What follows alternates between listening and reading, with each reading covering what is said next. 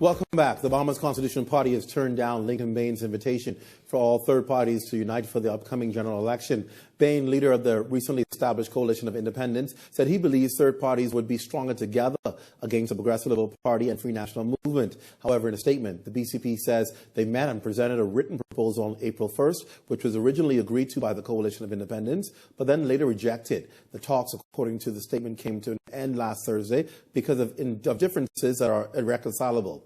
When contacted, Bain said the major issue was choosing a logo.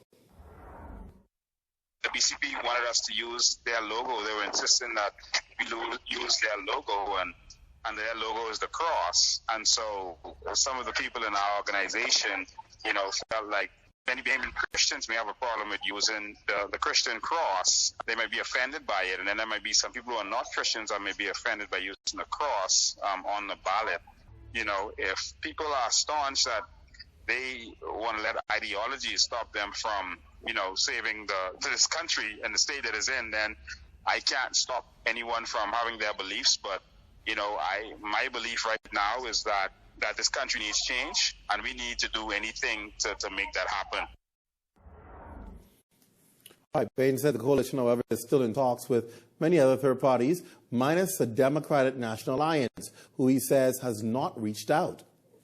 A lot of their supporters and candidates have been reaching out to me, saying that this needs to happen. I've even had the former leader of the DNA reach out to me several times. That's Brian McCartney, and he has, expressed that Lincoln needs to happen, and that the people want this, and we have a chance at this based on what he is seeing out there. And I told him I'm willing, I'm willing to sacrifice whatever it takes, but it seems like in many instances, persons aren't willing to lose their leadership or sacrifice their leadership or risk their leadership to make this happen. But it seems like members of most of these parties are willing to see this happen. All right. I'm joined by Bahamas Constitutional Party Servant Leader Allie McIntosh. Good evening. Welcome to the show. It's good to be here, Clint. So y'all ain't want to join because y'all want to cross? That is not the major basis okay. of why we turned on. There's quite a few issues that they first agreed to and determined not to go with anymore. I think that people have to understand when you go into a coalition, you have to go with shared values. A coalition is based on shared values, preparation to collaborate, preparation for unity and cooperation. And when it comes to power sharing, I think that is the basis of which, one of the main bases of which the Bahamas Constitution Party determined not to go into this agreement with Mr. Bain. And as we said, we presented it. We presented a written paper. Of course, they were just talking. Allie McIntosh liked to come to the table with her homework. And they were just talking. We wanted not to talk. We presented something on the table. They agreed to it. They backed out. We believe that because Mr. Bain is not really committed to power sharing, that's the basis as to why we pull out. He wants to have all the seats. He wants to have the whole balance of power of all the seats. What do you mean he wants to have the whole balance of power? If I go there, we talked about what the seats should be. That was the last meeting. That's why the talks fell apart. Because when we talk about seats, he wants all of the seats. What he offered was like mere pittance compared to us coming together in a joint coalition or joint partnership. We would figure if two parties come in a joint partnership, we should share the seats equitably. Right. But that is not what he wanted. He was offering us mere pittance, like five seats out to 10. Out of the how many seats? 39. Think about it. Is that equity? That's not collaboration. He's not you don't think so? If you're bringing all these parties together, maybe there's like 6 parties that have 5 seats each. We were not talking about 6 parties. We were talking about the 2 parties coming together in a coalition. Yes. Okay. Because apparently nobody else showed up when they had the meeting. So since nobody else showed up and the BCP showed up to talk, he agreed, let's go forward. And when we are going forward, our going forward should be based on us 2 talking. I've explained in one of the meetings, he might have taped it, we never know. He does that on a regular basis, of people's conversations and meeting without consent, is that if we are going to invite other parties in, we could just wrap them around. So if we have shared seats, and we need to put somebody else in. We could give 2, you give up 2, I give up 2, you give up 4, I give up 4, in order to get persons in. But I don't think he was prepared to share power. But wouldn't this have given you the opportunity to emerge as a leader? Because he had said initially he was willing to step down as a leader and have somebody else lead. So that would mean if it was just the 2 of you, you would have been able to walk into the leadership seat. That's just talk. I mean, y'all did a press conference with him where he declared in the middle of our negotiations that he has 35 seats and he's going to ratify the other 4 seats. So when you say that in the middle of negotiations, that means the public statement in the middle of a negotiation says, this is where I stand. So you're going to have to stand down. So we decide we were not going to meet with him based on the public statement. But the fact that they urged, let's go ahead and meet. I've been in negotiations for many, many years in terms of things like this. We wasn't going to meet because I said he declared it publicly, so we know what to do. But we decide, let's go ahead and meet. And when we met, then we come up with this discussion that caused it to be irreconcilable because he is saying, what do you bring to the table? I mean, the Bahamas Constitution Party is 22 years old. The Bahamas Constitution Party is running its 3rd elections. Lincoln Bain is running his 1st election. In fact, he's only 3 months old, not even 3 months. But he asked us what we bring to the table. And in that regard, he wants to offer us 5 seats. So, you know, that was obviously untenable with us. And we determined if he's not prepared to collaborate, if he's not prepared to share power, if he's not prepared to be equitable in terms of how we share the seats, we had to back away from the conversation. Were there grounds that you did agree on? We agreed on all the grounds before. Only thing we had to decide was the candidates. And because if we were saying the 2 of us get together in this coalition, 90 and 20, as in terms of 39, we're prepared to give him the 20. In that regard, if his candidates, his 20, won more seats than we, obviously he would come out the leader. So we didn't have to decide that now. If my candidates won more seats, then of course I would be the leader. But he was not taking any chances. He didn't want to take any chances. He just wanted to go ahead and make sure that everything was in his favor. And if you can't operate in good faith, then obviously we don't need to be talking. That's important. Do you believe this separation will make it harder for other parties to be able to capture voters' attention? I mean, I had said before that I thought it was agreeable, it was a good idea for people to come together and form a coalition. You still can maintain your parties at the end of the day, but for this one cause, you fight together.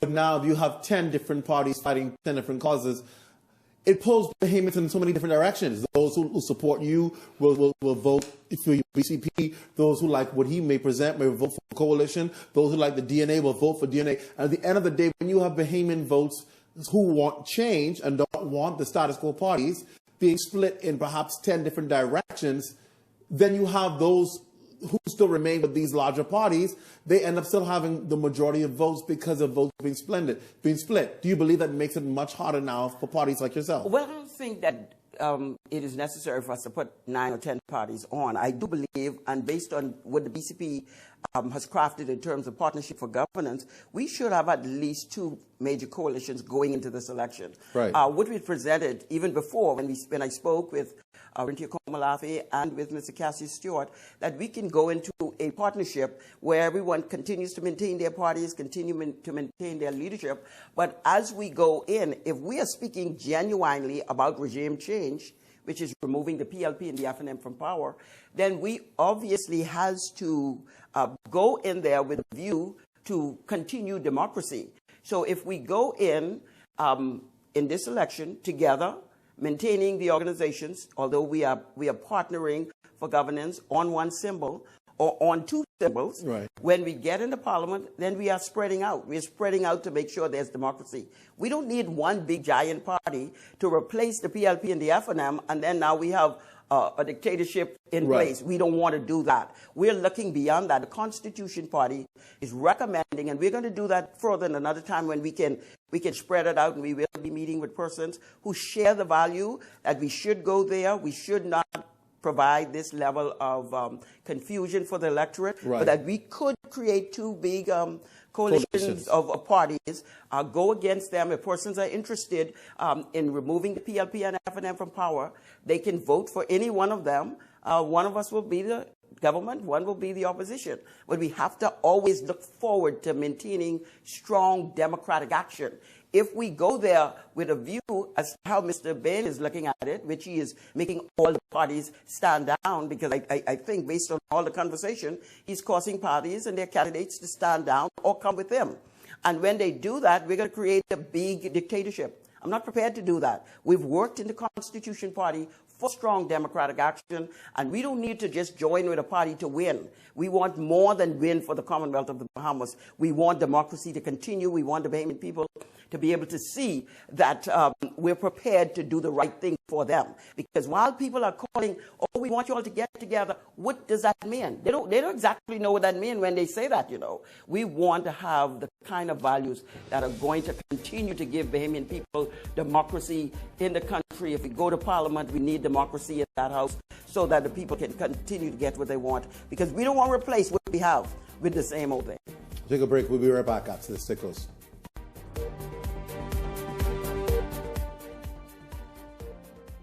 Cash and Go's mobile wallet. With the Cash and Go's mobile wallet, you can sign up and conduct business using $1, transfer funds to your bank account within the mobile wallet, pay utility bills, BAF premiums, and BTC or live top-up, as well as purchase gift cards. Send money to anyone nationally and cash out at select stores. Download the mobile wallet from the Apple App Store or Google Play Store today. Cash and Go's mobile wallet. Easy, simple, safe, and secure.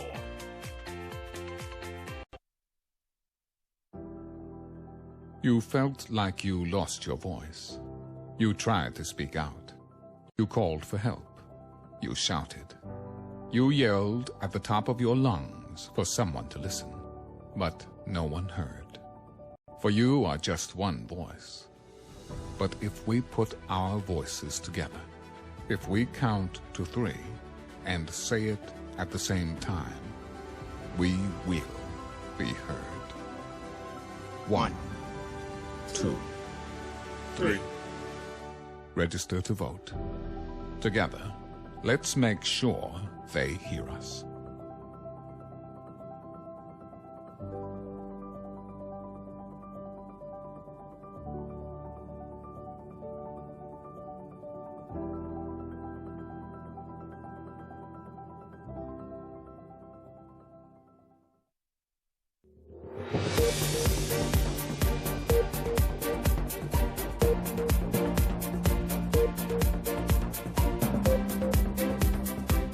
Welcome back. I'm joined by Chief Servant Leader for the Bahamas Constitution Party, Allie McIntosh. Now we bring into the conversation Dwayne Hyler, who's the chairman of the BCP. We're talking obviously about the changes that we've seen. Do the ideologies of these parties pretty much line up? I know the BCP just recently released its blueprint, which we had in the media recently. Do your ideologies line up with these parties, or is there a complete difference with these parties? Good evening, Clint. It's a pleasure to be here. Good evening, Bahamas. Most of the ideologies do overlap. They are very similar. But, you know, recently we've been hearing things, for example, like free electricity, free water, $100,000 for each individual. Those things, you know, we could negotiate and iron out later. But these are promises. Whatever the promises that come out of the BCP, we are going to be able to deliver because they're calculated and they're planned and well thought out. But we cannot just willy-nilly put promises out there and come together with other organizations that have made themselves responsible to the Bahamian people for delivering on these things. Based on the BCP's blueprint, what do you think stands out that Bahamian people would want to elect your party for? Industry. The driving thrust is to place industry in each individual island. That is not just a campaign promise. That is the ideology of the BCP. Why centralize power, opportunity, and persons? So there's been no political will over the years. Successive administrations have simply not supported local islands, like Cat Island, for example. Allie McIntosh, obviously, people will look at the BCP and say, you've been around for some time. And they will say, well, I don't know, have the galvanized support the kind of level of support that maybe some of these newer parties who just came up would have gotten the support. What do you say when people ask us? I've even seen on our feed someone had mentioned that. They said, okay, well, if you've been around for several elections, how come parties can come on the scene and galvanize what appears to be this larger amount of support when the BCP may not have displayed that level of support? Clint, I would like to say that the support being galvanized by Bahamian Evolution was because there were partners in it. Coming from the very beginning, the Bahamas Constitution Party was involved with Mr. Bain, with the persons. Now, say from the very beginning, before the very first video came out, Mr. Bain, we spoke. I'd call and say, hey, I hear you doing something, I'm going to support you. He said, no, I want you to help. And so we came out. Between all of those, Mr. Bain was talking with us in terms of how do we come, how do we support. So all of his galvanizing did not come just by his one talking. It was by the persons like myself and others who are experienced politicians, experienced politicians who has been a part of it, driving some of this force behind. So, and I had to say to Mr. Bain, listen here, when you see you are out there talking, all of the people that are helping driving this in the back is part of it. So you must acknowledge their presence and what they're doing. And so we've always been part of activism. We've always been part of pushing people forward. What happens is when people get their push forward and they got the attention of the people, they usually turn around, kick the BCP on the side, and go on their way. This is what has happened in this regard too. Mr. Chairman, what do you say about it? This whole thing about unifying? Well, we continue to support all activists. Now, we understand that Mr. Bain has went from activism to political. Basically, it's a party. It's a political party, and has presented itself now to compete with But we are not in the competitive spirit. We can still work together, collaborate on one message, and even with the DNA, we don't have to become one organization. We can unify, demonstrate that we have the capacity to lead, and still work together and give the Bahamian people another option. Before I go to break, tell people what they can find about the blueprint again for the BCP, which is a very comprehensive plan of governance. Where can they find that? The BCP website, bcpparty.org, has the comprehensive blueprint for governance. Once you go to the party website, bcpparty.org, you press that button right on the front page. It will take you to the 94-page book, Powerful Economic Diversification and Empowerment for the Bahamian People. And that, when people see it, it's going to cause the BCP to stand out. So the vision of the Bahamas Constitution Party takes us to the next level, even in this election, from all of the parties that are present before us at this time. Madam Servant Leader, Mr. Chairman, thank you for joining us on the broadcast. Appreciate it. Thank you. When we come back, another activist speaks out about this. Many of you know him as KCX. We're talking to him live from Grand Bahama. Hear his take on all of this. We're back after this.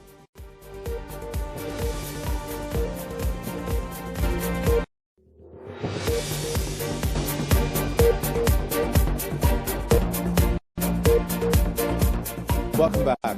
A local activist who has been on the political front for many years now is taking it a step further and offering himself as an independent candidate for East Grand Bahama. And while the name Kendle Colebrooke may be new to you, you may be familiar with his branded videos that have made the rounds, speaking to issues and uncovering truths as the KCX movement. Joining me from Grand Bahama tonight is Kendle Colebrooke. Good evening, sir. Great to have you. Welcome to the show. Thank you for having me, Clint. I want to jump right into, obviously you've heard about what should have been a united front, a united coming together of parties, but we hear now that's not going to happen. You would have heard the BCP's experience or rationale as to why they opted out. What has your experience been like in working with the evolution movement and Lincoln Bay? Well, Ali said something was so spot on. It was the efforts of Mike movement, the Enough movement, that actually gave him we galvanized that movement. We were on the scene talking about natural resources from as long as I could remember, over 30 years. And in terms of natural resources, Mr. Bain knows absolutely nothing but natural resources. You know, and his method of giving everyone $100,000 is almost impossible. Can you imagine you're going to go in competition with a company that has been in business from 1955. You're not going to use the odious agreements to have them abrogated, but yet you want to go in competition with them. Here's the dilemma. You don't have any customers. You don't have any equipment. You don't have no staff. All of the contracts for mining in the Bahamas are odious agreements. Nothing beneath the watermark belongs to anybody but the Bahamian people, even the one here in Grand Bahama. As a matter of fact, we have 4 mining taking place here in Grand Bahama. 4. And, you know, he makes this statement that he had to go to Great Britain to find these documents. Just type in Delaware, Bahamas Aragonite, and the documents are right there. I can't allow someone to lie to the Bahamian people. I've been fighting for them for too long. This is madness. I asked Mr. Lincoln Bain, I said, well, what is wrong with the documents?